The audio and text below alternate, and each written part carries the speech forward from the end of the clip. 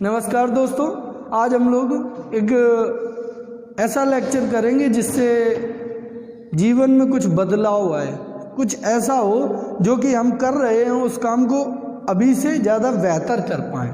कुछ ऐसा देखो, ऐसा है कि मैंने बहुत लोगों को देखा और समझा, बहुत पुस्तकों में पढ़ा, बहुत राइटर्स को पढ़ा। उनमें मैंने ये पाया, उन लोगों ने और मेरे ऑब्जर्वेशन ने सिर्फ ये बात पाई कि सफल और असफल लोगों के बीच में एक अंतर सबसे बड़ा होता है, एक डिफरेंस सबसे बड़ा होता है। वो डिफरेंस क्या है? वो ये है, बहाना साइंटिस्ट। आपको लग रहा होगा ये कोई बीमारी का नाम है, बिल्कुल, ये एक मनोवैज्ञानिक बीमारी है। असफल लोगों में ये बीमारी बहुत ज़्यादा मात्रा में पाई जाती है और सफल लोग जो होते हैं उनमें ये बीमारी, सक्सेस जो होते हैं उनमें ये बीमारी की कमी होती है। जिस व्यक्ति में जितनी ये बीमारी कम होगी वो व्यक्ति उतना ही ज़्यादा सफल होगा, और जिस व्यक्ति में ये बीमारी जितनी ज़्यादा होगी वो व्यक्ति उतना ही ज़्यादा असफल होगा। आज आप लोग खुद चेक करिए अपने आप में कि आप कितने इस बीमारी से पीड़ित हैं,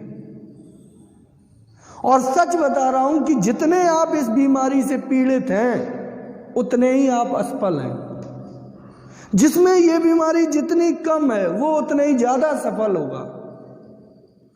आज तक आप जानते नहीं थे, आज आप जान जाएंगे।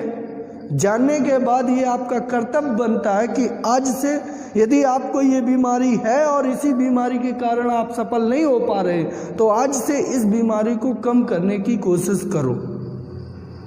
ये बीमारी कम करो, घटाओ इस बीमारी को। मैं वो तरीके भी बताऊंगा कि कैसे इस बीमारी को आप कम कर सकते हैं, रिड्यूस कर सकते हैं। जितनी ये बीमारी कम होती चली जाएगी उतने ही आपके कदम सफलता की ओर बढ़ते चले जाएंगे। और ये बीमारी यदि कम नहीं होगी, आपको कोई दुनिया की ताकत सफल बना ही नहीं सकती। आप चाहे कितने लक्ष्य बना लीजिए, लक्ष्य तो उम्र के और सोच के हिसाब से बदलते रहते हैं। आप लक्ष्य बदलते रहिए, लेकिन आपको कोई लक्ष्य मिलने वाला नहीं है। और इस बीमारी को आपने खत्म कर लिया तो जो लक्ष्य आप बनाएंगे, अपनी उम्र और सोच के आधार पर जो आप मुकाम तय करेंगे, हर बार वो मुकाम हासिल कर पाएंगे। और आप जब कई लक्ष्यों को जैसा सोचेंगे वैसा ही कर पाएंगे, सच मानिए आपकी जिंदगी बहुत शानदार होगी और आपकी पूरी लाइफ सफल होगी। तो क्या आप तैयार हैं? क्या आप तैयार हैं इस बात के लिए कि आज से इस बीमारी को खत्म किया जाए? आओ पहले ही जाने ये बीमारी है क्या। नाम से थोड़ा थोड़ा आइडिया लग ही रहा होगा, बहाना साइंटिस्ट, और बहानेबाजी को आप बेहतर समझते हैं। बस आपने कभी इसको गंभीरता से नहीं लिया, बस इस पे कभी गंभीरता से विचार नहीं किया। इस शब्द को बस ऐसे समझ के छोड़ दिया, अरे यार फलाना आदमी बहाना बना रहा। लेकिन ये देखा नहीं ये बीमारी कितनी घातक है। इस पे आज हम आपको गहन चिंतन के लिए मजबूर करेंगे, ये कितनी बीमारी घातक है।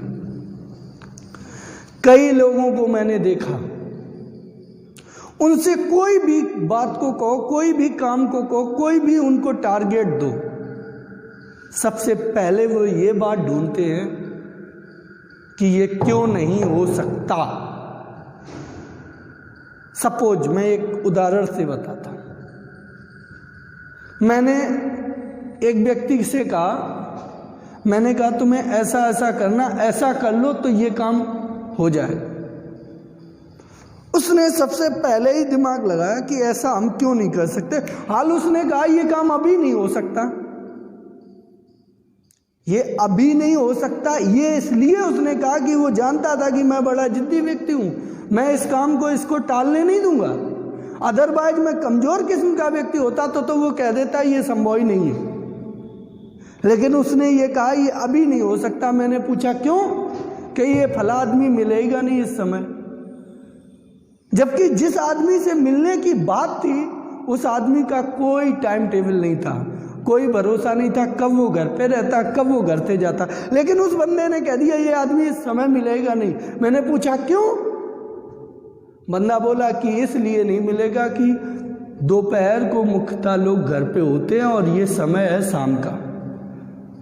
शाम को सुबह सामान्यतः लोग घर पे नहीं होते, अर्थात ये बात कल देखेंगे।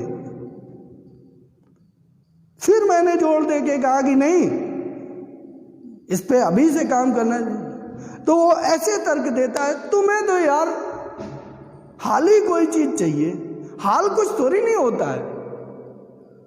ये है टालने की बीमारी। यदि मैं कमजोर किस्म का होता, निश्चित रूप से मैं मानता हूं वो उस काम को करने के लिए टालता नहीं, निश्चित कह देता कि ये होएगा नहीं। लेकिन वो मुझसे भली बात पचता, तो उसने ये नहीं कहा कि होगा नहीं, उसने कहा चलो ये काम को टाल ही देते हैं। तो टालना भी इसी का एक हिस्सा है। आप दो तरह से बातें सोचते हैं बहानेबाजी। एक तो आप ये सोच लेते हैं कि हम इस काम को क्यों नहीं कर सकते, बिल्कुल। एक आप सोचते हैं जब ज़्यादा मोटिवेट होते हैं, थोड़ी अवस्था अच्छी होती, तब आप ये नहीं सोचते कि हम हमेशा नहीं कर पाएंगे, तब आप ये सोचते हैं कि करेंगे लेकिन अभी नहीं। जैसे इन दिनों की स्थिति है, लॉकडाउन चल रहा है। प्रैक्टिकली मैं आपको बता रहा हूँ, आप खुद अपने आप में देखिए, लॉकडाउन चल रहा है। बहुत सारे विद्यार्थी लॉकडाउन में क्या सोच रहे हैं, उनकी मनोदशा को मैं बता रहा हूँ। मैंने देखा, मैं अभी भी कई विद्यार्थियों के संपर्क में हूँ, फ़ोन करके भी बात करता हूँ और कई लोगों से यूट्यूब के माध्यम से भी कमेंट्स पढ़ता हूँ, और कई लोगों से तो वैसे आसपास में देखता हूँ, मिलता हूँ। तो उन्हें एक लॉकडाउन का बहाना है। वो ये बहाना बना रहे हैं कि अभी पढ़ना क्यों नहीं चाहिए। तो सबसे पहले इस समय 80% लोगों के पास ये बहाना है वर्तमान में, अभी क्या यार लॉकडाउन है, इस समय तो लॉकडाउन है। उन्होंने बस एक शब्द रट लिया, लॉकडाउन है। बस उन्हें इतने काम ना करने के लिए, पढ़ाई ना करने के लिए, अपने लक्ष्य को पूरा ना करने के लिए उनके लिए एक शब्द ही काफी है। क्या है? लॉकडाउन है। 150 बार कह दिया है लॉकडाउन है, तो उनके जेएन में बस गया है लॉकडाउन है, इस समय का पढ़ाई करना, या लॉकडाउन चल रहा है। लॉकडाउन चल रहा है तो लॉकडाउन ने ये कह दिया पढ़ाई ना करो। स्टे होम की बात कही गई है, सेफ रहने की बात कही गई, बाहर ना निकलने की बात कही गई, पढ़ने की बात तो नहीं कही गई कि घर पे बैठ के ना पढ़ो। लेकिन नहीं, उनके लिए लॉकडाउन एक बहाना है, और वो लॉकडाउन का एक अच्छा बहाना बनाए। जबकि वही सफल व्यक्ति जो इस बहाने को तुरंत कट करेगा कि लॉकडाउन है, तो सफल व्यक्ति कहेगा छोड़ो, लॉकडाउन है तो यही तो हमारे लिए ऑफर है। बहुत सारे ऐसे काम है फिजूल के जो हम करते थे, इस समय नहीं कर सकते।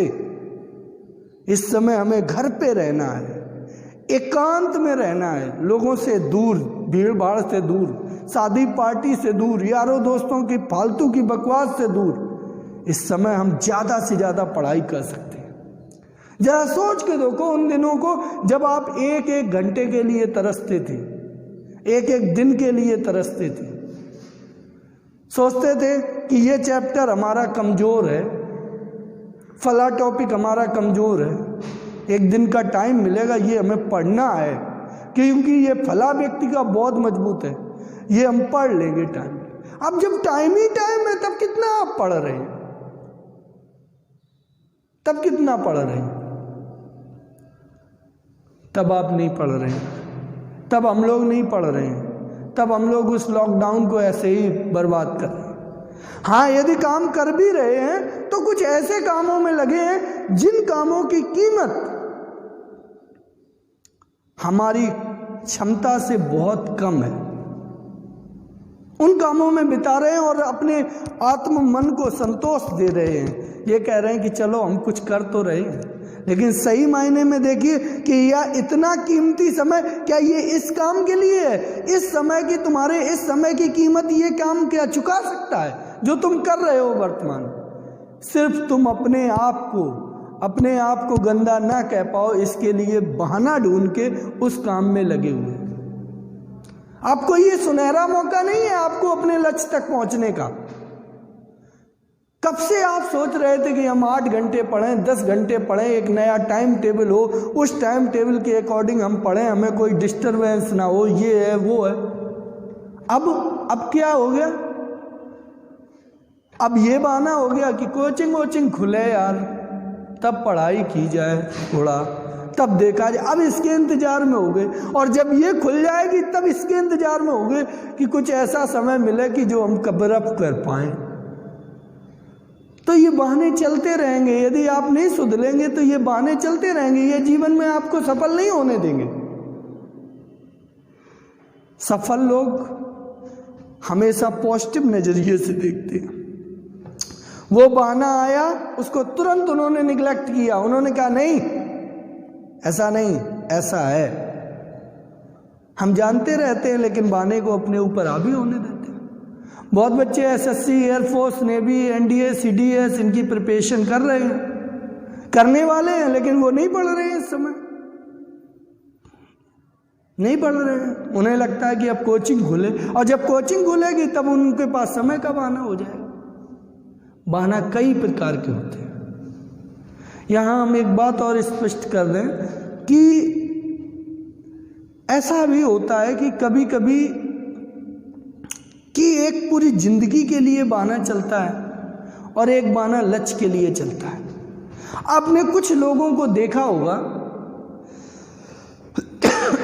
जो वैसे तो बेकार हैं, हर बात में हर काम के लिए बहाना है, लेकिन किसी एक विशेष काम के लिए उनके पास कोई बहाना नहीं। जिस काम में उनकी रुचि है उस काम को वो करते हैं, नॉन स्टॉप करते हैं, और उसमें वो ऊंचाई छू लेते हैं।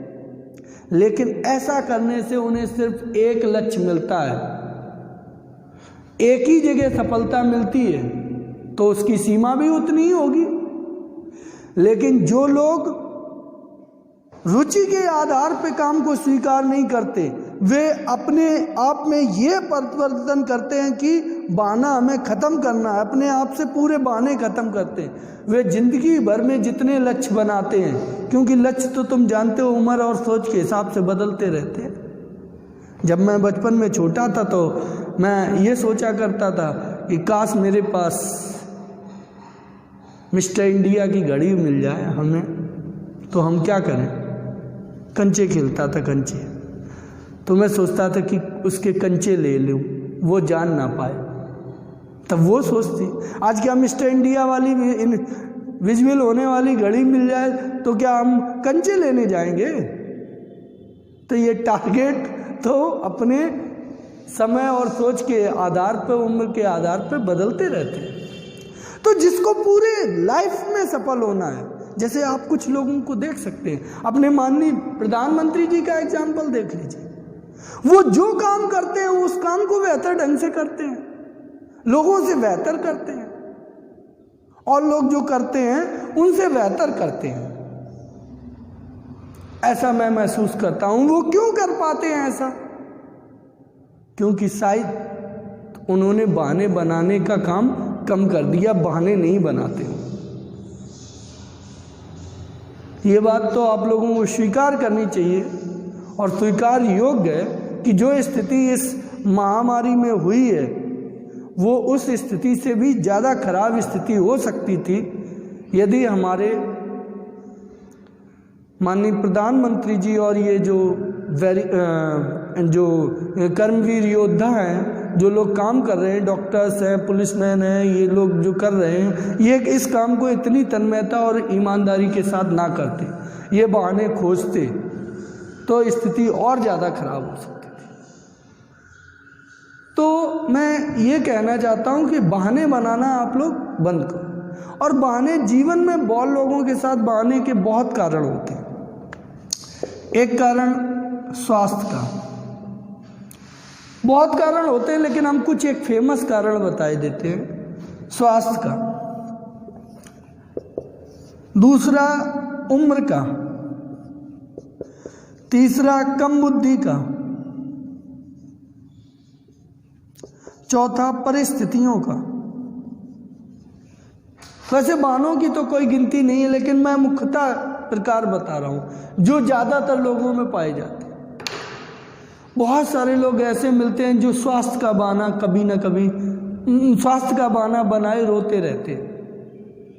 उनसे पूछो, अरे हमारा ये सही नहीं है, पेट सही नहीं, ये नहीं है, वो नहीं है, हम इस वजह से ऐसा नहीं कर पा रहे, जबकि सही मायने में देखा जाए प्रॉब्लम बहुत कम है उनको, लेकिन वो प्रॉब्लम को इतनी बार कहते हैं कि वो प्रॉब्लम उनके दिल और दिमाग पे छा जाती है। वो प्रॉब्लम उनके दिल और दिमाग पे ऐसी छा जाती है कि उन्हें ये लगने लगता है कि बहुत बड़ी प्रॉब्लम है। स्वास्थ्य का बहाना बनाए रहते हैं।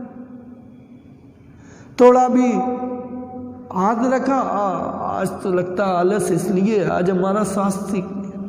सो के उठे, उन्होंने देखा आज नहीं, आज अच्छा नहीं, सही नहीं लग रहा। याद कर लिया उन्होंने पीछे कल क्या किया, शायद उसकी वजह से थकान हो गई यार, अब आज ये नहीं करेंगे, छोड़ दिया काम। स्वास्थ्य का बहाना बहुत लोग बनाए रहते हैं, जबकि स्वास्थ्य तुम ठीक तो हो, हाथ पैर दुरुस्त तो हो। स्टीफन हॉकिंस को देखो, पैरालाइज्ड व्यक्ति, पूर्णतया असहाय, दुनिया को उन्होंने अपनी विद्वता से दिखा दिया। विडोमा की एक कहानी आती, विडोमा एक ऐसी लड़की जिसके दोनों पैर टूट गए बचपन में, घिसट घिसट के चलती थी, 8 साल की लड़की। विद्यालय जाए, बच्चे सब खेले, अब वो बैठ के बेचारी देख रही थी। उसने अपने स्पोर्ट टीचर से पूछा, सर क्या हम भी खेल सकते हैं? तो उसने कहा, अभी बेटा नहीं खेल सकते हो, अभी खेलने लगोगे तुम आगे। कहा कब खेलने लगेंगे? बस कुछ ही दिनों में।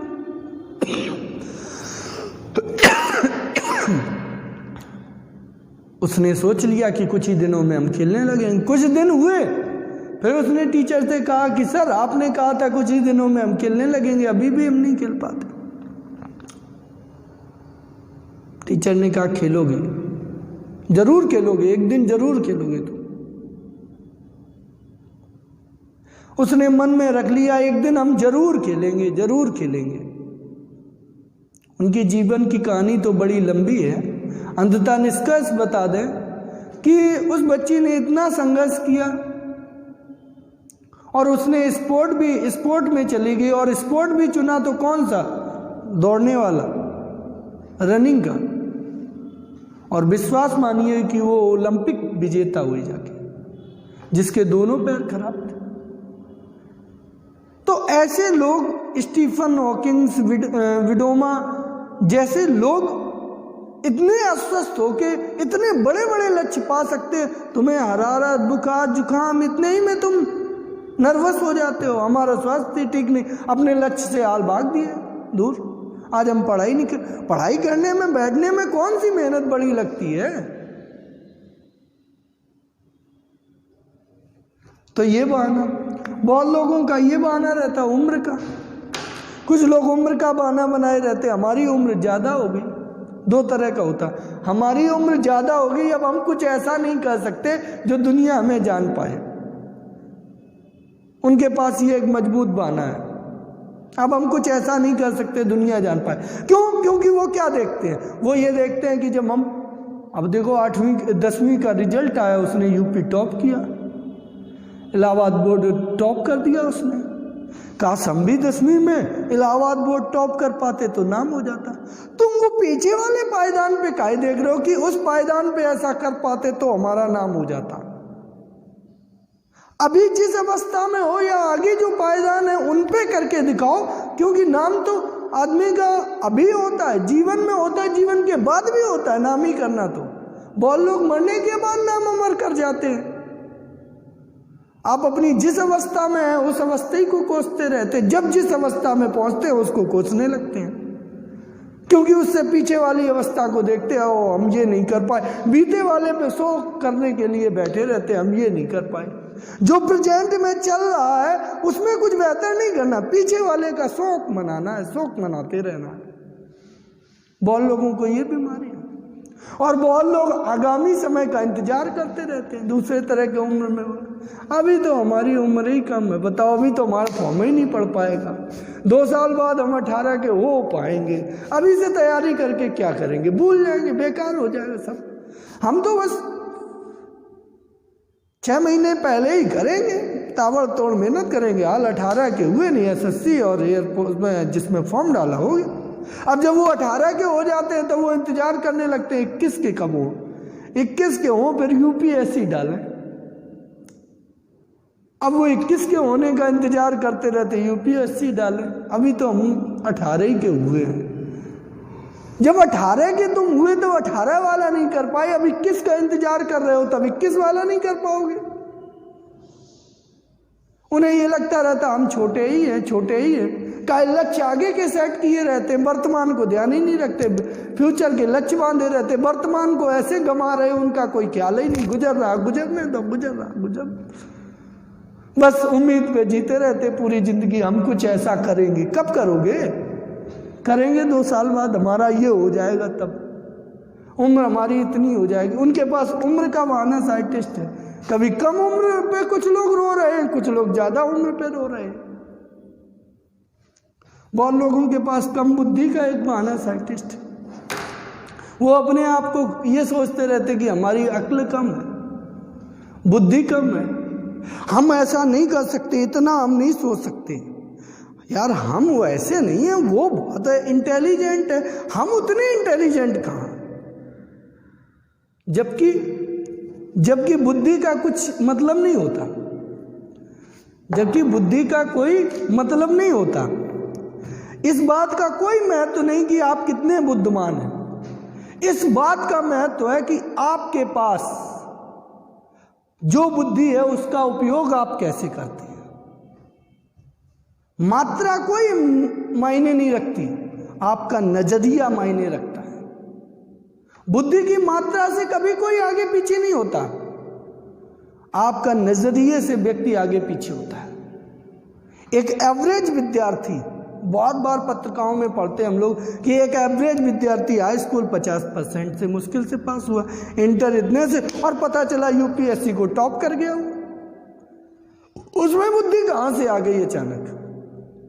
तो बुद्धि की मात्रा डेवलप की जाती, बुद्धि जन्मजात नहीं होती। लेकिन बहुत लोगों को यही बहाना है कि हम उतने इंटेलिजेंट नहीं हैं, वो लोग दूसरे ही होते हैं, बचपन से उनके फलाने स्कूल में इंग्लिश मीडियम में पढ़े होते हैं, या ये किए होते हैं, वो किए होते हैं, उनके 90% आते हैं, जिला टॉप करते हैं, होनहार होते हैं, और वो लोग ऐसा कुछ कर पाते हैं।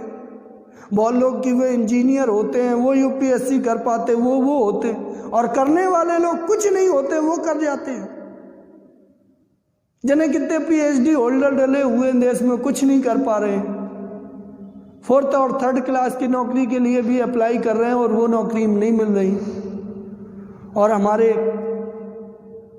पूर्व प्रधानमंत्री जी अटल बिहारी वाजपेयी जी बहुत ज़्यादा क्वालिफाई नहीं होने के बावजूद भी देश के प्रधानमंत्री बने, और दुनिया में उन्होंने अपना परचम लहराया। UNO में गए जब उन्होंने हिंदी भाषा में भाषण दिया जाके, और हिंदी को प्रोत्साहित किया, और ऐसे कई वाक़ये हैं उनके जीवन के जो कि पूरी दुनिया को सिखाया उन्होंने। तो शैक्षिक योग्यता या कम बुद्धि का ये भी एक बहाना है।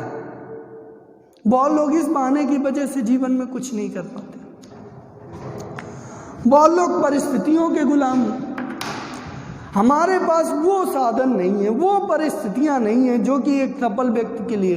हमारी फैमिली ऐसी है, हमारे स्थान जहां हम रहते हैं, हमारी लोकेलिटी ऐसी है, हम अच्छे शहर में होते तो कर पाते, हमारे गार्जियन ऐसे होते, हमारी इकोनॉमिकल स्थिति ऐसी होती तो हम ये कर पाते, हमारी इकोनॉमिकल स्थिति खराब है, ये है वो है। ऐसी परिस्थितियों के बाद वो इस तरह के बहाने खोजते रहते हैं। उन्हें ये पता नहीं है कि किसी व्यक्ति ने कहा है कि मैं अपने फटे हुए जूतों पे रो रहा था, सामने देखा कि सामने वाले के तो दोनों पैर ही नहीं थे और वो मुस्कुरा रहा था। तब मुझे ये एहसास हुआ कि मैं कितना बेहतर हूं। मेरे पास दुख करने के लिए तो कुछ है ही नहीं, जिसके पास दुख करने के लिए है वो तो हंस रहा है। तो ऐसी बात है, आप अपनी परिस्थितियों को रोते रहते हैं। हमारी इकोनॉमिकल स्थिति है अच्छी नहीं, अभी पीछे जो बताई हमने बातें, कहीं इस पे कहीं उस पे कहीं उस पे, इकोनॉमिकली स्थिति नहीं है, फैमिली बैकग्राउंड सही नहीं, हम सही शहर में नहीं है, बड़े शहर में नहीं है, हमारे पास संसाधन नहीं है। कभी भी सफल और विद्वान लोग संसाधनों के अभाव में नहीं रहते। प्रतिभाएं संसाधनों की मोहताज नहीं होती, वो तो जहां भी होती हैं वहीं निखर जाती है। कमल कहीं भी खिल जाता है, कीचड़ में खिल जाता है कमल। वो संसाधनों के लिए ऐसे लोग मोहताज नहीं होते। तो आपके पास इनके अलावा भी बहुत सारे बहाने हैं, आप बना सकते हैं बहाने और अपनी ऐसी जिंदगी को बर्बाद कर सकते हैं धीमे धीमे। और यदि आप चाहें तो आज से दृढ़ संकल्प करें, निश्चय करें कि कोई भी लक्ष्य बनाने से पहले, कोई भी टारगेट करने से पहले हमारे दिमाग में यदि कोई कारण आता है तो हम उस कारण को तार्किक रूप से चेक करेंगे और हर समस्या का समाधान निकालने की कोशिश करेंगे, ना कि उसके लिए बहाने खोजने का प्रयास करेंगे। निश्चित मानिए आप सफल लोगों की श्रेणी में होंगे, आप एक सफल व्यक्ति होंगे। और यदि आप ऐसा नहीं कर पा रहे तो आप ऐसे ही लक्ष्य बनाते रहिए, रोज और रोज लक्ष्य तोड़ते रहिए और लक्ष्य के बाद लक्ष्य बदलते रहिए। जीवन में आपको सफलता मिलने वाली नहीं है। आप लोगों को बात हमारी कुछ समझ आई होगी। इन बातों से मैंने आपको बेहतर समझाने का प्रयास किया और आप लोग पढ़ते रहिए, बहानेबाजी कम करिए। All the best, thank you.